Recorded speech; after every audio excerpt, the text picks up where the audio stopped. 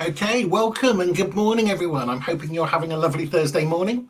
Welcome to this fireside chat. My name is Leon Godwin. I am your principal cloud evangelist, and I work at Cloud Direct. And I'm bringing a technical perspective to the side of the conversation as it relates to AI. And before I introduce my guests, I want to say, if you have any questions, we are going to address those at the end. So please think about your questions, drop them into the chat, and we will circle back to those at the end of the session. So I'm really delighted to have my favourite guest back, Tree. Welcome back again. So Tree is the CEO of Charity IT Leaders and provides a unique and valuable insight into that non-profit sector. So welcome, Tree. Oh, Leon, that's really kind of you to say. I'm so glad to be presenting with you again. And I think we're going to have another of our fantastic conversations. So thank you very much for inviting me back. It's a pleasure to be here. Always. So as we dive into this world of artificial intelligence, especially in the non-profit sector, what's your perspective around the benefits and concerns that leaders in the non-profit sector should have when it comes to adopting and thinking about AI? I think the thing that everybody, not just leaders, anybody involved in thinking about AI should always be considering impact.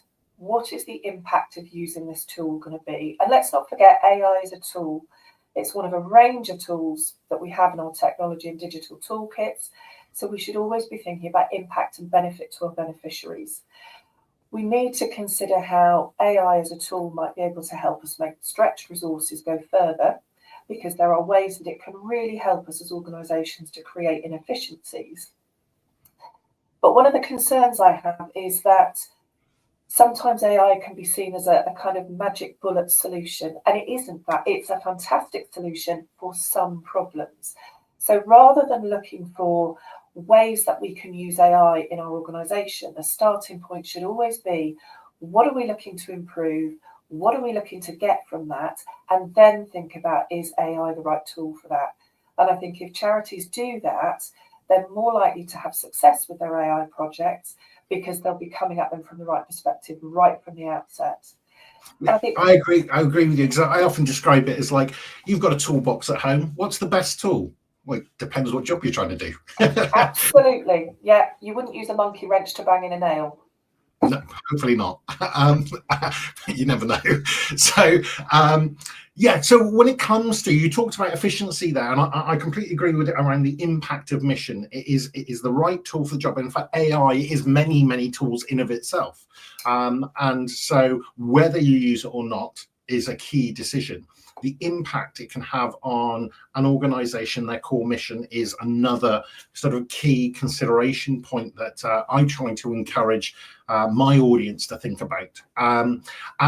But when we look at the benefit side of things, what sort of use cases do you see that would be beneficial for the non-profit sector? I think certainly what I'm seeing and what I'm hearing from our members is it's the interest in the practical applications of it. There is a real recognition that AI can be a fantastic tool, but it is not, no matter what some people might tell you, ever going to replace human beings. So thinking about AI for automating repetitive admin tasks so that you can free up people to be doing more of that people-human interaction, I think that's a really powerful way to be using AI, and that can create enormous efficiencies for organisations. Thinking about perhaps chatbots for basic enquiries, those can be used internally and externally. They can be really helpful tools.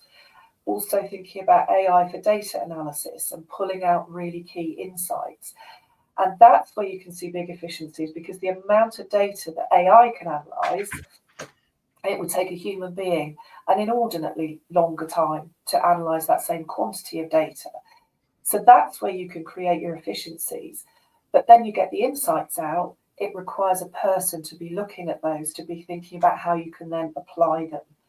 So just to reassure anybody who might be thinking, well, hang on, AI is going to replace all my staff. No, it isn't. It might change the functions. It might change the way that staff are working in an organisation, but we will always need people. But the caveat I would put with that is, don't make the mistake of thinking that AI is your silver bullet. It won't solve everything, and it also won't solve anything unless you've got foundations underneath it absolutely rock solid. So if you haven't got a good data strategy, if you haven't got good data governance, if you've got really inefficient business processes in your organization, all you're going to do if you put AI straight over the top of that is you're going to automate those inefficiencies, and you're just going to create another layer of kludge, and that's not what we want. So I think, can I put a question to you now, Leon? Because from your technical viewpoint and thinking about some of the things we've talked about, what would you advise charities to be doing technically so that they don't fall into those traps, and so that they can be starting their projects on the right footing and moving forward positively? So I just want to echo some of your points that you made, because I actually agree with them in terms of the sort of foundation that you laid out. For me, what business need are you addressing? Because if you are going to do something, it needs to be delivering something that is better, faster, or cheaper. And if it isn't doing that, and that applies to any IT project, then it isn't an exercise that's worth doing. So delivering, focus on what is the benefit going to be for my organization? How am I going to do that? And think about literally what is the process you're going to do to articulate the benefit.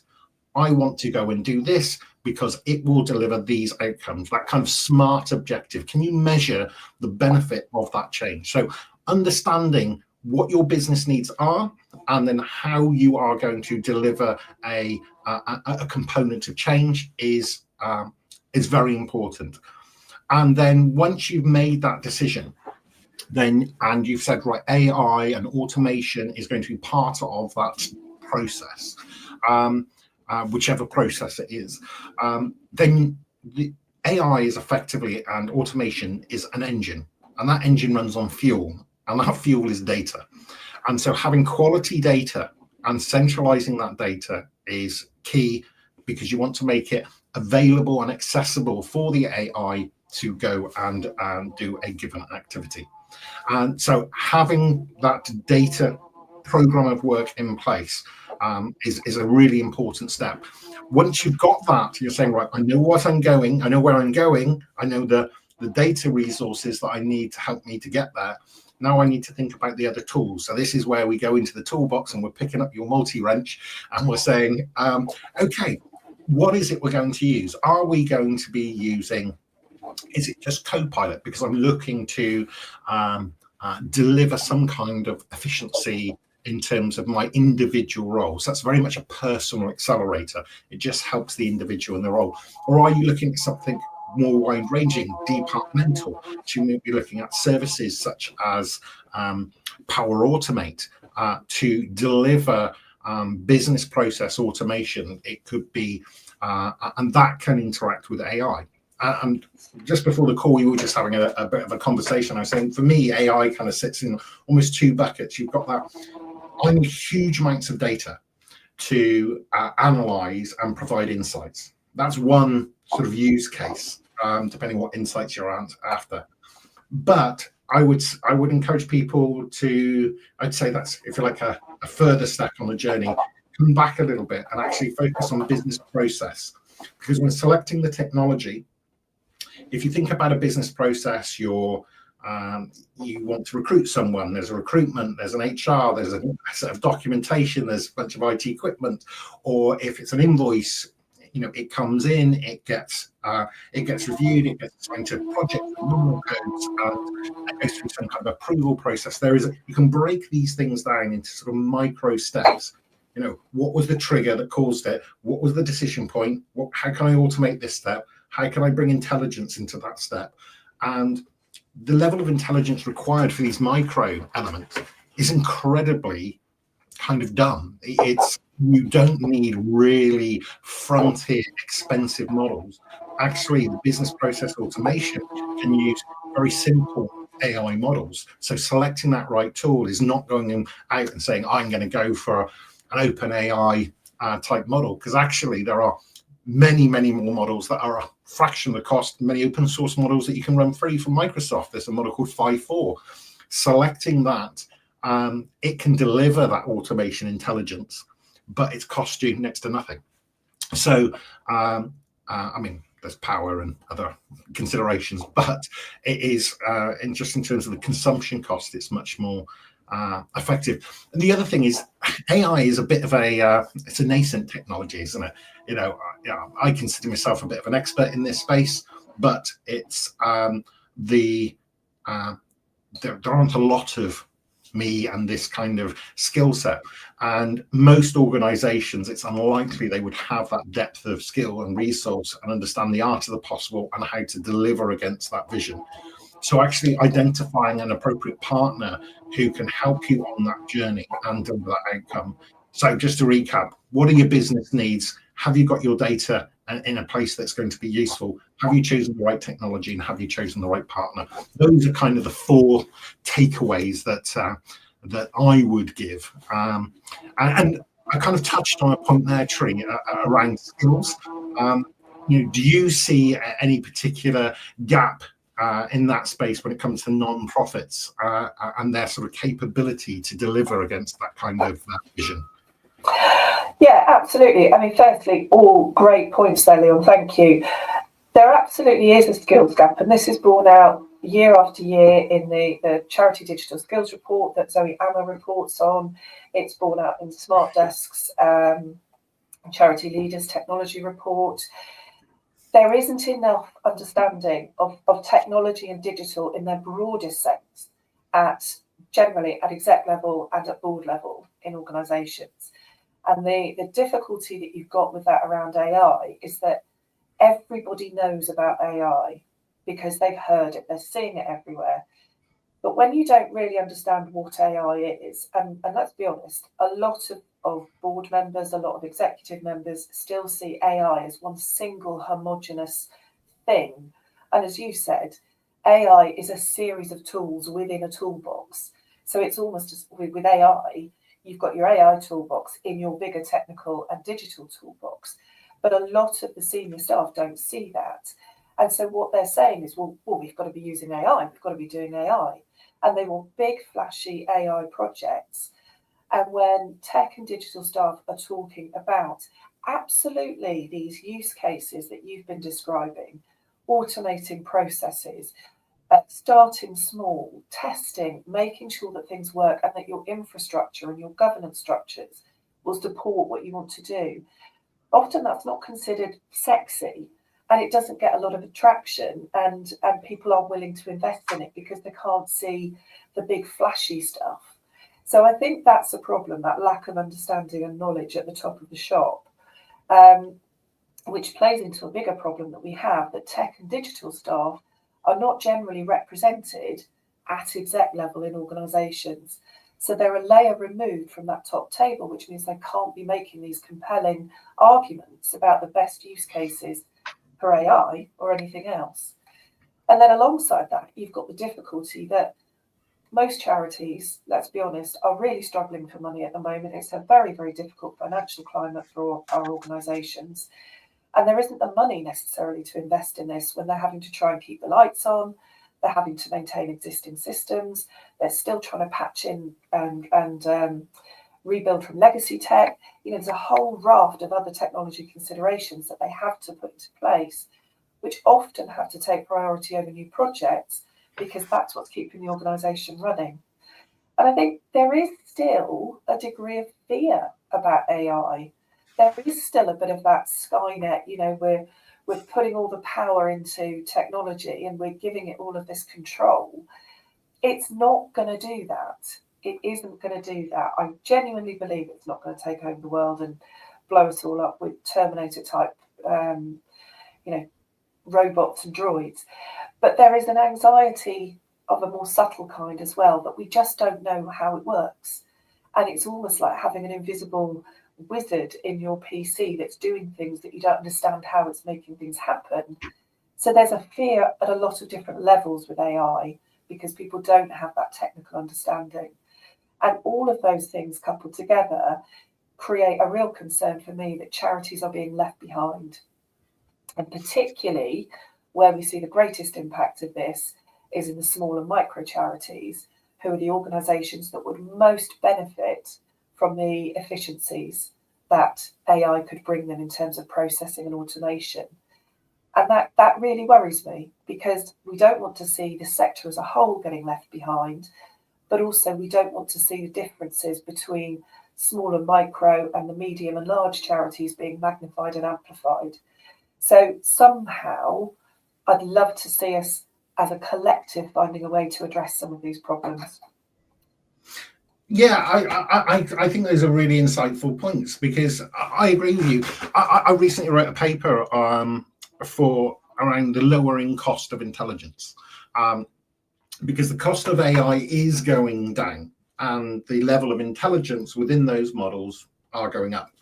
And this includes both open source models, which are effectively free models that you can go and make use of, and frontier models. They are significantly coming down in price. And to be honest, a lot of the capability that is required actually doesn't require extreme intelligence. There are certain use cases, absolutely, if we're talking about machine learning, and I don't think that's appropriate for this particular conversation. I think that is like, if we have a sort of step 1, 2, 3, that is maybe step 4. So I think there is educational awareness, I think, is a big one. I agree with that. I think with any sort of revolution, if we think about, I remember the time, you're obviously a lot younger than me, but I remember the time before mobile phones.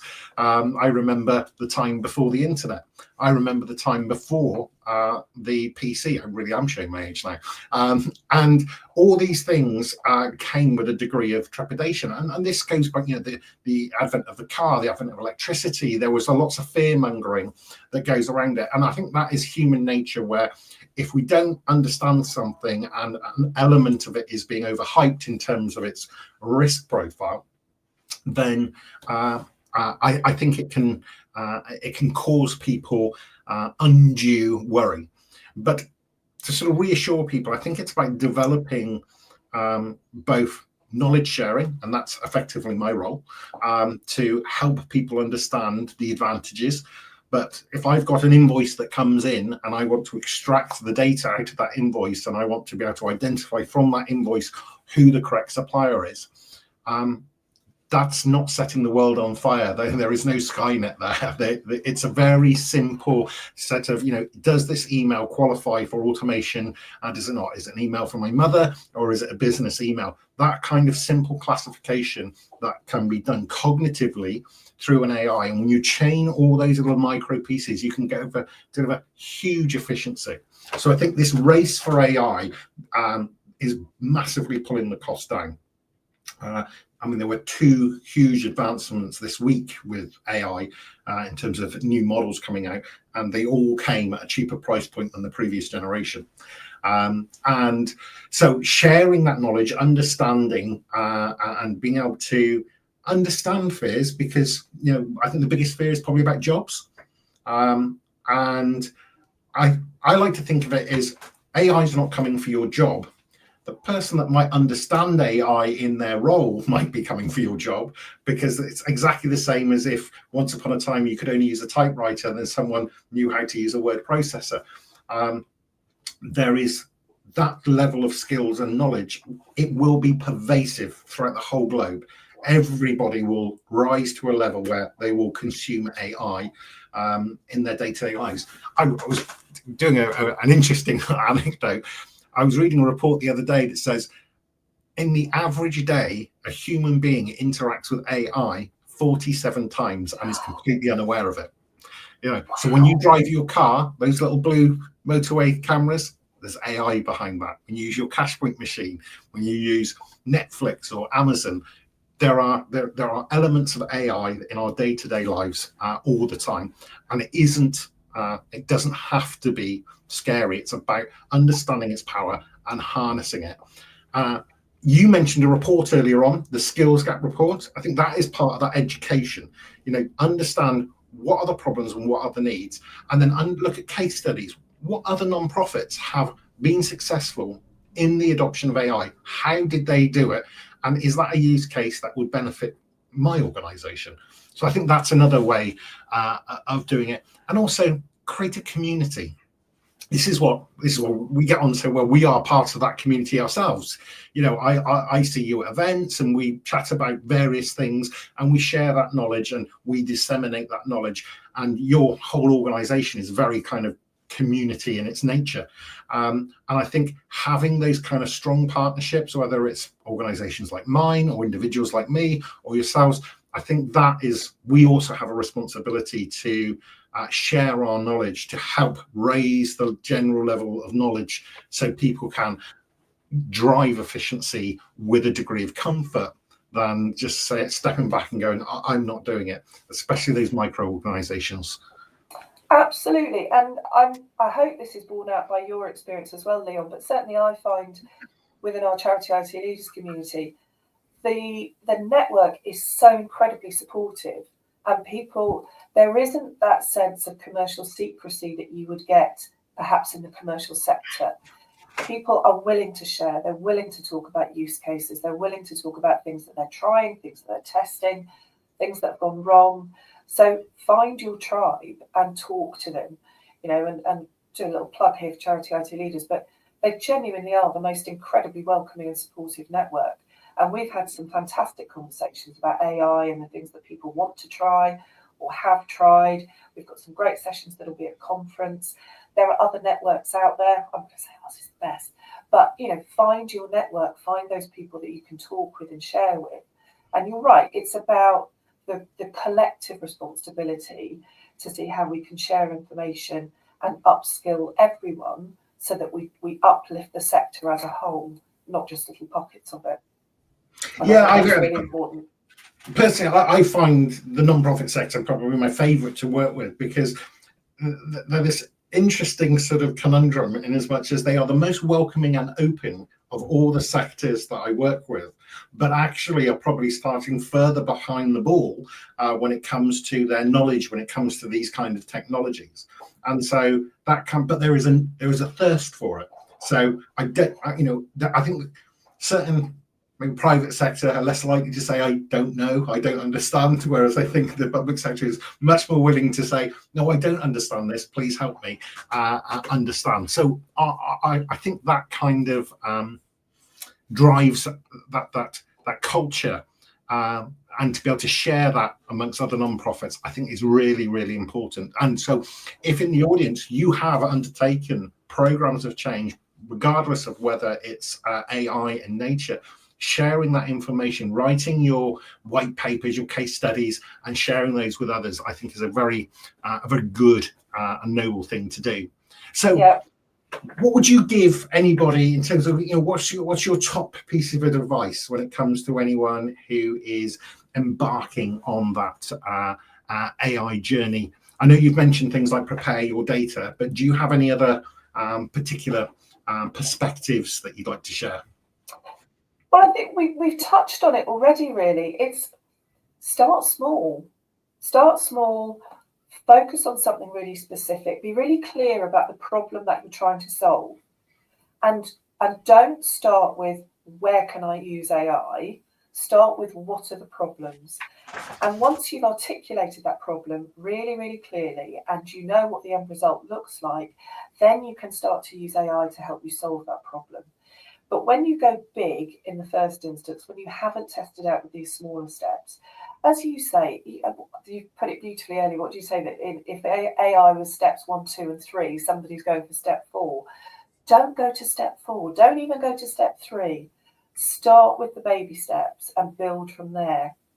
Because that means that as an organisation, you can have confidence that your data, you have got the right data strategy and the right data governance, that you are looking at efficient business processes and creating greater efficiencies with those, and that you're using AI in a way that is going to be positive and productive.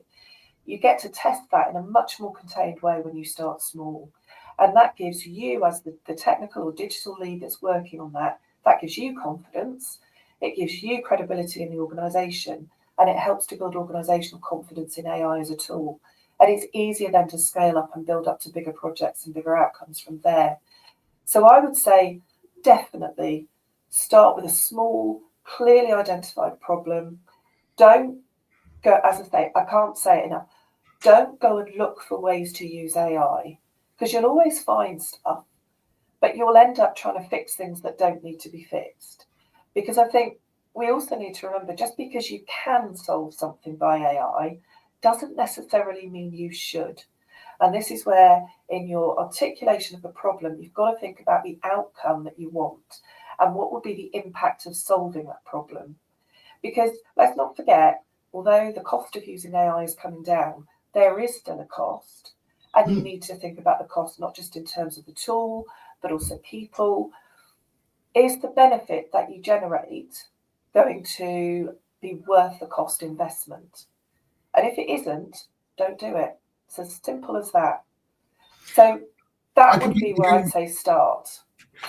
I agree with you. It's, years ago I used to look at these programs of change, these big monolithic, digital transformation it's more of a swear word now. It's because so many of them failed. So I agree with you. Starting at the micro level is absolutely the way to go. It's actually feedback that I gave our organisations. We've come up with this kind of, I'm not pushing it, but the idea of a 3-week proof of concept where it is literally the beginning, middle and end. The duration is 3 weeks, so you can see and deliver, but you're doing things on a much sort of smaller proof of concept scale. It helps organizations gain that momentum and traction. And I think I agree with you. I also think it's also important to be able to have measurable outcomes. So in terms of, what would you say in terms of anybody who's undertaking some kind of AI initiative, going beyond just the financial savings side of things? What do you think are some of those core metrics that should be used? I mean, smart metrics always, we've got to be able to measure and demonstrate impact. And yes, the financial impact is a big one. Thinking about efficiencies in terms of freeing up staff time, that's tangentially financial. But if it means that staff have more capacity to be doing other things, that's also a huge positive for an organisation. But at the end of the day, every single charity or non-profit organisation has a mission, has a goal. And everything that we are doing is in the furtherment of that goal. So think about, when you're using AI or any other tool, how is the use of that tool going to help you reach more beneficiaries, fund more research projects, enable you to rescue more animals in need, enable you to have a bigger impact on climate change? These are the things we've got to be thinking of. Ultimately, what is it that we as an organisation are trying to achieve, and how can AI help us to do that either better? How can it help us to do it bigger? Or how can it help us to improve the experience for our staff, but our end users as well? So it's thinking about those key metrics. What is going to make us get further along our mission statement? What is going to help us deliver greater benefit and have more of an impact in our charitable purpose? That's got to be the driving force of every organisation. And so if the things that you're doing aren't working towards that, and they might not directly impact, they might be part of a chain, they might be part of a process that will help you impact those end goals. But if you can't see a route through to how your organisation is going to be more efficient in delivering its mission, then I would question whether you should be undertaking that project. And does that chime with your experience, Leon? Very much so. So you mentioned, I'm a big fan, I know it's a bit old hat, these SMART objectives, but I think in the sort of AI world, I think it's really useful, because if you can articulate as you did, I want to reach more donors, something that is clearly aligned with a mission statement, that's what I want to do. And then, so the M in SMART is measurable. So how many donors do you have today? How many donors are you going to have at the end of your transformation? What is your target? How well did you meet that target? So I think there are some measurable KPI elements that people should put in place whilst doing these programs, because I think when you go with that mindset, you get away, you divorce yourself from the AI for AI's sake kind of mindset, and you're just like, no, the purpose of this exercise is to achieve this outcome, and I can measure it like this. And when you do that, I think that starts to energize people in the right way. I think when you adopt AI, there are certain scenarios. You've probably seen when you use Google, you have the little AI generated response that comes in now. Those are the in the audience that have used Copilot. Maybe sometimes it hasn't given you, maybe it's responded, but not with what your intention was. So there is an accuracy component, and there are two elements to the accuracy. What is the question you're asking, and is that accurate? And the information you're relaying to it, is that accurate? And is that model suitable to deliver an accurate answer? And actually, it's both of us. When I first started using AI, it would answer my questions exactly as I'd asked, but it wasn't what I meant.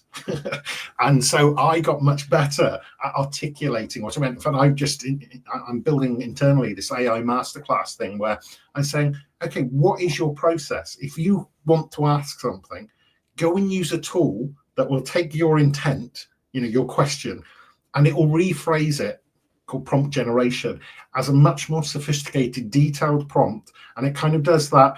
I know what you mean, so let me rephrase what you said to what you mean, and then it delivers a much better outcome.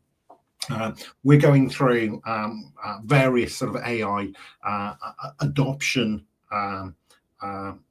elements within our organizations in terms of individual process steps. So our marketing team is going to be some of the first recipients of that, and we're breaking that down.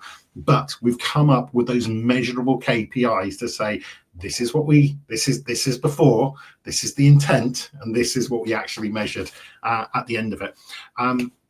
When you do these things, I think you want them to be scalable. AI is largely scalable. It is, it can be things like bandwidth and compute horsepower, but it depends how you're running these things. But generally speaking, it's you think of AI like a human being. If your department is a bottleneck because you have more work than you have people to process it, you either reduce the work or you hire more people. AI is similar. The advantage AI tends to have is its capability tends to be a human being can read about 200 words, for example, and so that's their bottleneck. AI, it's probably about 1,000 orders of magnitude higher. So their bottleneck still exists, but it's further out. So they are scalable. And I also think when it comes to, I didn't want to focus on the financial component, but you have donors, you have a fiscal responsibility to make sure you are spending that money effectively. So coming out with your understanding your costs, if I spend this and I save this, then that might be an exercise worth doing. There are, for example, funding pathways available. Microsoft have lots of funding programs, and we are one of the largest.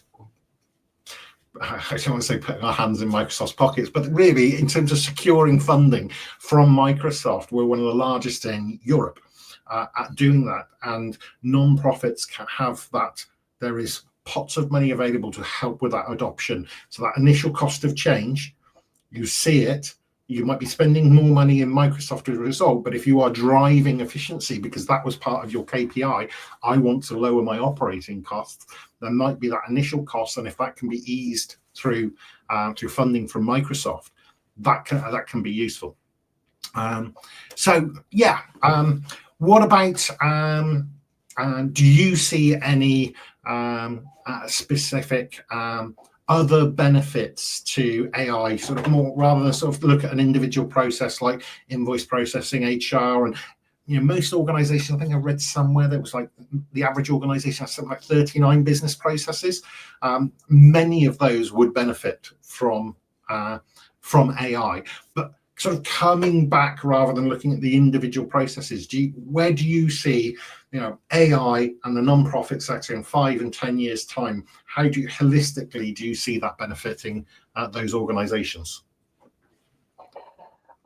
That's a great question. What I would hope is that AI and the affordability of it, which I hope it will become much more affordable for smaller organizations, I hope it will level the playing field a little bit, in that it will enable smaller organisations to be able to deliver services more efficiently. And bearing in mind that grassroots organisations are particularly strapped for cash.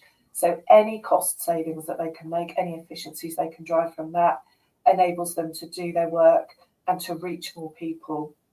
And when you consider that grassroots organisations, by their very nature, are literally in the heart of communities, the impact that they're having on a very, very small scale in their local areas is absolutely astronomical. They can literally be life-changing organisations for many, many people, life-saving organisations. So I would hope that we would have been able to lift the sector enough that those smaller organisations are able to benefit and have that benefit for their beneficiaries. I've too many benefits in one sentence there, but you know what I mean. So I would hope that that's happened.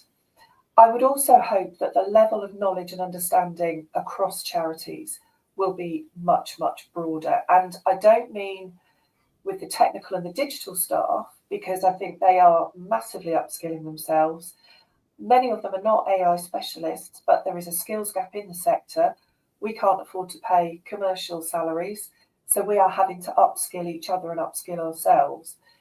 Where I really hope that that knowledge gap has been closed is at the most senior level in organisations.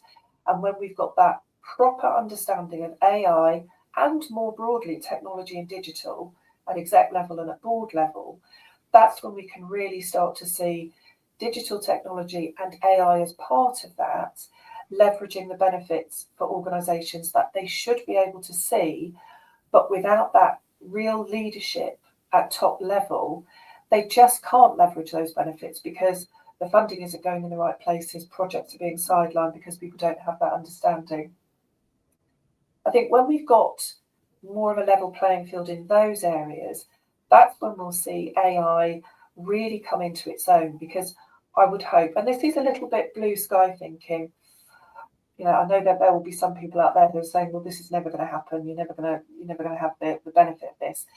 But I think if we can make sure that all of our organisations have got better business processes, if they've got proper data strategies, proper data governance, proper data structures, AI will really be able to come into its own in terms of the insights and the way that it can create efficiencies and the greater things that it can do. And when we've got those fundamentals in place, I think that's when AI could get sexy for us. That's when AI could really start to revolutionise the way that we work as organisations and therefore the impact that we can have as organisations. But we have to spend the next 5 to 10 years focusing on those basics, those foundations, starting small, building up, going through steps 1, 2, and 3 before we get to 4 and then maybe 5. And that is where I would hope we would get. Maybe it's a bit of a utopian future, but I'd rather be aiming for utopia than the dystopia that we seem to be living in at the moment. So that's my hope. I think we can get there. I think with collaboration across the sector, with collaboration with partners like yourself, like Cloud Direct, who are obviously commercial organisations, but genuinely committed to doing what they can to help charities and not-for-profits. I think we've got the skills and the desire and the knowledge to be able to achieve that. I think one of the things I would like to see in the non-profit sector is something I witnessed a number of years ago in the local government sector, which was they would try to do some kind of change, business process outsourcing, whatever it was that they would do individually. The trouble is the task at hand had a degree of complexity that they just didn't have the depth of resources, but they solved that by actually combining with other local governments, other like-minded people, and didn't have an individual program. They actually collectively came together and said, so for example, I worked on one such scenario where 5 councils came together and they all said, we collectively want to achieve this, and we are, if you like, a single entity from the perspective of this change that we want to deliver, because we have a shared set of goals. And I think that community, that collaboration, and that sharing of knowledge, whether it be actual business change as a collective, or whether whether it's sharing individual outcomes from individual non-profit adoptions. I think that would be really useful. So before we jump into the questions, because I see we've got some coming in, I would just encourage anybody, you have two people here who are basically our mission is in life is to help you on your journey. That's what we're here for. So if you have any questions, feel free to drop them into the chat. So are there any final thoughts before we jump on to the questions tree that you want to any closing remarks you'd like to make? Only to thank you again for inviting me to speak with you today. It's been an absolute pleasure to have a conversation with you. I think with AI, there is a huge potential for AI to support charities and non-profits and enable them to increase their impact, to better serve their communities, to be able to do more for more beneficiaries.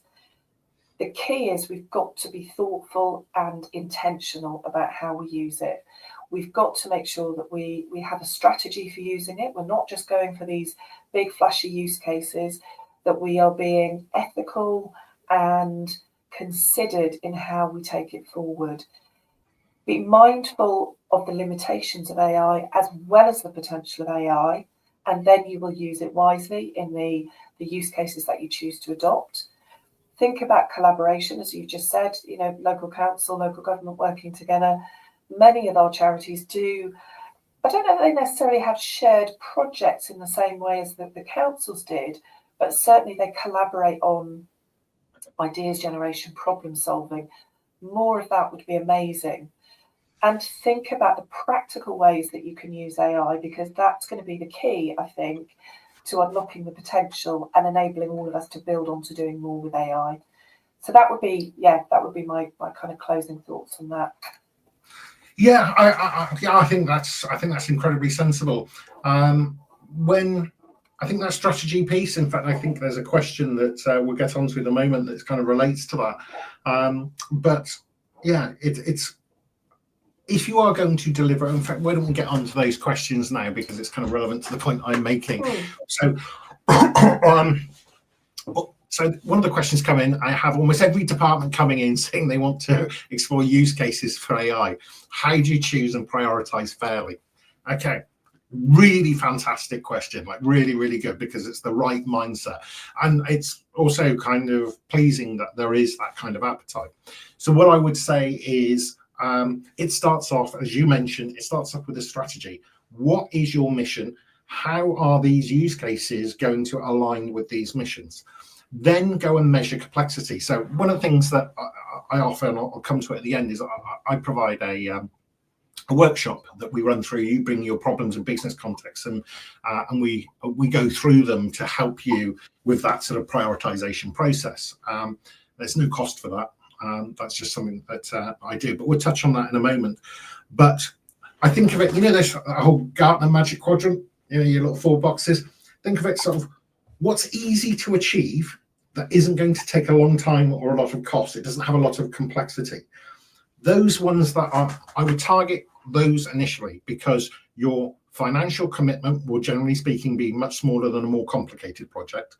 And actually build out this matrix. I've got some examples I can show in if anyone wants to do the workshops, but here are different types of use cases. These ones are relatively simple and can be delivered quite quickly. One of the advantages of doing that early on is you need to shake out your own internal processes. You are doing something potentially with another organization. You need to understand your data. There is a culture and a mindset about adopting these technologies. Doing something small is a great foundation, rather than running at a great big raw and then wondering why it hurts. Yeah.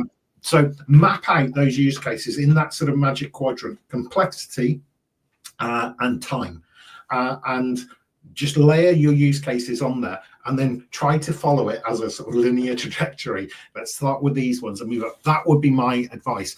I think there's other lenses that you can sort of put those through in terms of, whether there's a cost implication. Some of these, some use cases require very small amounts of data, and as such, can be more easily achieved. But if you are going to be an AI organization, centralizing and controlling and managing your data should be part of that sort of that strategy. So start off with a strategy. What is the anatomy of an AI strategy? During my workshop and find out. Nice plug there. Yeah. But having those things in place, understanding that, you know, the complexities of an invoice automation process, it isn't huge. There isn't a huge amount of data dependence within that workflow. An invoice comes in. You need to maybe understand some project codes and some nominal codes, but we're not talking like huge data sets. And it will go through, maybe it goes through authorization steps, and other people maybe add something into an app. So ultimately it will get entered into a financial system, and ultimately that invoice will get paid. The depth of that particular strand isn't hugely data intensive. There is data, but it's not like I'm having to look up huge databases to understand lots of records. So you can start off with those, because you deliver some business value, you start winning the hearts and minds of leadership, and, you know, whether it's a proof of concept or a pilot or just automating a single business process that has measurable value, then when that sort of helps win the hearts and minds of leadership, then you can turn around and say, right, we want to do this. Here's the overarching strategy. These are the ones that we want to do, and this is the order in which we want to do them. So yes, what do you have any comments? Yeah, so I love the idea of using the Gartner Magic Quadrant and mapping things out there. Another metric or a matrices that you might want to use. We've started using this at Charity IT Leaders for not just for AI, but for a lot of our projects and activities that we're thinking about. Is we've created an opportunities register, which is almost an inverse of a risk register. So we look at what the opportunity is, we score it for the impact it will have against the mission that we have, against the objectives, against the things that we're trying to deliver. And I'm happy to share the detail of it. It was actually one of our trustees, Stuart McSkimming, that shared this with us initially. So I'm happy if somebody wants to message me afterwards if you want more detail on this. But effectively what you do is you look at the opportunity and you score it for the impact that it will have. You can add in additional measures to look at what the risk of doing it or not doing it would be, but you come out with an impact score at the end. And we've talked all the way through this session this morning about AI being used to deliver impact. So if you are having to make difficult decisions about the projects that you do try out and those that you either put on a back burner or you have to say no to, being able to show people this is the impact score, and this is why we've done it or not done it, that might be another way for people to feel that there has been transparency and clarity about the process, and that there is, although everything is a little bit objective, that there is something consistent about the way things are being assessed. So that's just another matrices that you might want to use. I think that's brilliant. Yeah, actually, I wouldn't mind being looped into that. Likewise, that skills report, if you wouldn't mind pinging me the link to that would be useful. Definitely. So, going through some of the other questions, there's some great questions in here. What is the funding process and how can we apply for it? It's actually relatively simple. So you have a meeting with someone at Cloud Direct. We understand your needs. We translate that need into an estimated spend with Microsoft. We submit that through a portal with Microsoft, and we get a decision within sort of 24 hours. So generally speaking, the lead time for us is incredibly small. The lead time for yourself is what is it you want to fund? that bit, so you actually know what it is you're asking for funding for. That's the bit that takes a little bit longer. But just engage with us. You can contact Cloud Direct on the website. There's no cost for us to go and understand your needs, put that cost in. But largely how funding works is, if you are going to be spending some money with Microsoft, they will help mitigate that cost of change by subsidizing professional services. So you can get experts that effectively Microsoft are funding a lion's share of the cost of change, and then you receive that benefit. The skin in the game for Microsoft is that you would be spending some money on some AI or Microsoft resource over the longer term. So that's largely how it works. There are other factors around qualifications and what have you, but we can work with you, and we actually make that incredibly painless. It's one of the reasons we're so good at securing funding for our customers. So how can AI help review and improve our data strategy, data governance? Sorry, Leon, just before Yeah. we go on to that one, I just wanted to ask a follow-up question on the funding process. Sure. Obviously, there are, you're a great you're a great partner for attracting funding. There are others out there as well. Not all charities will want to go through a partner. Is there a process that they can follow themselves to apply for funding, and how should they do that? So that's a really good question, because I've not been on that side of things. I think it would depend on their relationship with Microsoft and whether they have a Microsoft account manager, whether they can go and secure those funding programs. Almost all funding programs that I'm aware of are through the partner channel and delivered through the partner, because effectively, what is that funding actually being spent on? It's being spent on somebody delivering the outcome, and that somebody is nearly always a partner organization, someone like myself or our data and AI team, not myself actually, the data and AI team will go, and effectively Microsoft are paying the partner to deliver an outcome. So whilst there may be some funding, if you have a Microsoft account manager, I would ask them, because actually I don't directly know. All the funding channels I know of are effectively to pay for a partner to deliver an outcome for a customer. That's Otherwise, really helpful. they're giving away, here, have a check. It's I don't know of any other ones, but your Microsoft account manager might. No, thank you for that. That's really helpful clarification. No problem.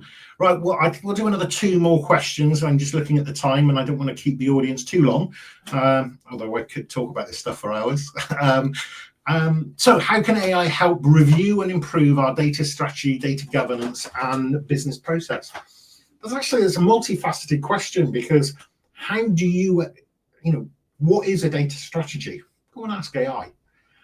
What is the anatomy of a data strategy? Go and ask AI. There is some kind of pre-work that you do where you can go and identify tools that will go and help.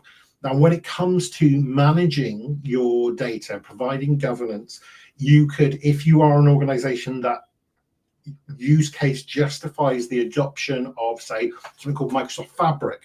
So if you've got Microsoft 365 is effectively your suite of productivity tools, then Fabric is the suite of data tools, and that has AI embedded in it, where you can go and it can assist you with the governance and the analytics of your data, and help you find insights within that. So I think it's multifaceted. How can AI help? I think there are generalized, co-pilot, question and answer type chat features that can help you understand the anatomy of these things. Then there are tools that you might adopt. The bit in between is actually usually done by a partner, or the ability to run through data assessments. I did do an exercise with Dr. Victoria Holt. She's a data scientist, where she describes data as having 6 pillars of quality. I can't remember all of them, but one was consistency, timeliness, accuracy, and some other ones. And what she said, what I realized was I could actually build an AI to determine the metric, the score for each one of those. So if I say, here is my database, I want to measure it for uniqueness. In other words, how many duplicates do I have in that data? Then I can pass that data to an AI. I could say, identify the number of duplicates and give me a percentage score of how unique it is. So it comes back and says it's 98% unique. Thereby, what do you do with the 2%? Are you deleting them? Do they need to be updated? Was it a mistake? You will have to make your own determination, depending on your use case, what you would do with duplicates. And likewise, is it consistent? Everyone's agent 001, agent 002, Bob. there is an inconsistency, but that's measurable. So actually, the AI can be used in terms of that assessment of your data. And then the data governance is having AI that understands all your policies and procedures. And there's something called Purview, which can go and do that. I would caution that products like Fabric and Purview are more, those will be for the larger charities. They wouldn't be appropriate for the smaller charities. The cost benefit probably doesn't add up given the size of their data, I would say. Is it feasible and worthwhile to try and maintain a list of approved AI app services? I've been asked to do this and I didn't see how I can realistically maintain it. Too many products to stay on top of. Brilliant question, but it's coming at it from exactly the wrong perspective. Do not, you only want, you block everything except for the approved list. So you whitelist it. You don't just say anyone can have what they want and then, oh, I shouldn't have it. So a lot of organizations have got various AI tools that can monitor Teams things. Obviously, there's Copilot. One would imagine that would be on the whitelist. But do you want people using ChatGPT and sending your business data to ChatGPT? Is that something that shouldn't be used? So I would look at it more as a what is there that I want to approve that is appropriate for my business process, and have a change management process that says there is a new application that I would like to use that is AI enabled, and your AI strategy will be able to determine whether or not that is something we want. Do I want to use DeepSeek R1, which is a web-based thing that runs out of China? Is that something that aligns with our company's policies? Maybe not. So trying to maintain your knowledge of all the available apps and services is an impossible task, because they will grow faster than you can maintain a list. There will be many dozens created daily across the globe. That would be it's the other way around. I only allow these applications to go forward. That's what I would. That's how I do it. And also, it's really important to think about, where are you putting your data? If you're a Microsoft 365 customer, your perimeter of your network is your identity. You have a username, password, please. You've got multi-factor authentication enabled. And then if all your business data is inside there, why would you then ship it off outside of Azure and 365 to other places? Why wouldn't you just do everything inside that unit? So that's the perspective I'd come from. Do you have any other sort of closing remarks? Because there's lots of other questions. What I'm going to do is I'm going to look at all these questions and I'm going to follow up with everyone, and I will drop these as questions and answers maybe on my LinkedIn and provide you answers. And Tree, if there's any that you want to do, we can follow up with those. But thank you for the audience engagement. Tree, thank you very much. It's been an absolute pleasure as always. Oh, no, it's been a brilliant conversation. And likewise, I just want to echo thank you to the audience for coming in with great questions. It's been a really engaging conversation. Thank you. And thank you also, lovely Kim, who's been helping us to keep this show on the road this morning, has just put up a quick slide about Charity IT Leaders. If you're not a member, do please consider getting in touch. We have an amazing network of people who are from a range of organisations, all different sizes, all different missions, causes, and it is an amazingly supportive network. You've got access to peers, professional development opportunities with training, mentoring, our annual conference, so many workshops and webinars. Your membership is organisational, so your whole team has access to all of the CITL benefits. So please do either reach out to me, go onto our website, charityitleaders.org.uk/membership, and find out more. And we would love to welcome some more of you to our network. So just a quick plug from me. Thank you. I think I've got a plug as well. So I host a data and AI innovation workshop. There's no cost. You bring your business problems, your business context, you come to me and we work through that together, where we say one-to-one, you can bring as many people as you want, but it's effectively a Teams call. We maybe have a pre-call to understand a little bit of context, and I put together a workshop that's tailored to your needs. We analyze, we ideate, and we help you prepare for what are the best next steps for you to take, understanding all the pitfalls and what have you. So if you want to go and do that, I will say, if you do want it, it's incredibly popular, and it's probably burns most of my time in the week. So yeah, if you're into it, probably jump on it soon. Okay, that's it from me. Thank you, Tree. It's been an absolute pleasure. I look forward to our next one, no doubt. And everyone have a wonderful day, and I'll see you next time. Thank you. Thank you.